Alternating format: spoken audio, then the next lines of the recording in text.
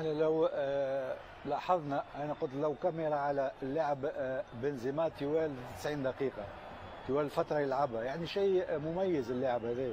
التحركات نتاعو والسرعه، سواء على الجهه اليمنى او الجهه اليسرى بدون كوره، يرجع الى وسط الميدان يستلم الكوره، متعب للمدافعين. شاهدناه دائما يستلم الكوره بدون مدافعين، يتوضح لنا قيمه التحركات وسرعه التحركات نتاع اللاعب بنزيما، ويعطي امكانيات وحلول كثيره وكثيره جدا للاعبين وسط الميدان ولكريستيانو رونالدو. ولهذا بنزيما، ولهنا الفوارق كبيره بين اللاعب موراتا وبنزيما. شاهدناه موراتا لاعب صريح، مهاجم صريح، ما يحبش يلعب بمهاجم اخر، دائما يحب يلعب بمهاجم صريح وراه، مثل ما في اليوفي كان تيفيز وراه وهو وحده في الهجوم. اليوم صعب انه يكون هو اللاعب كريستيانو رونالدو مهاجمين اللاعب موراتا، ولهنا يلقى صعوبات كبيره لانه موراتا ما عندوش امكانيات بنزيما، حيث التحركات السريعه وطلب الكره، وحتى بدنيا اللياقه البدنيه عاليه للاعب بنزيما، ويعطي كما قلنا يريح لاعبين وسط الميدان ويعطي اكثر مساحات للاعب كريستيانو رونالدو. ولهذا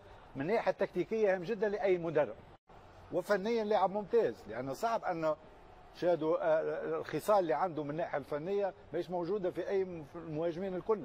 لاعب بنزيما فنيا لاعب ممتاز، يلعب بالرجليتين، مراوغ مميز على الاطراف، يلعب في العمق، يرجع الى وسط الميدان. ولهذا اعتقد انه تعود على لعب ريال مدريد، وريال مدريد تعود على بنزيما، ولهذا في غيابه اللاعب هذايا السنوات القادمه باش يلقاو صعوبات كثيره، خصوصا في الاشهر الاولى لانه صعب تعويض اللاعب هذا.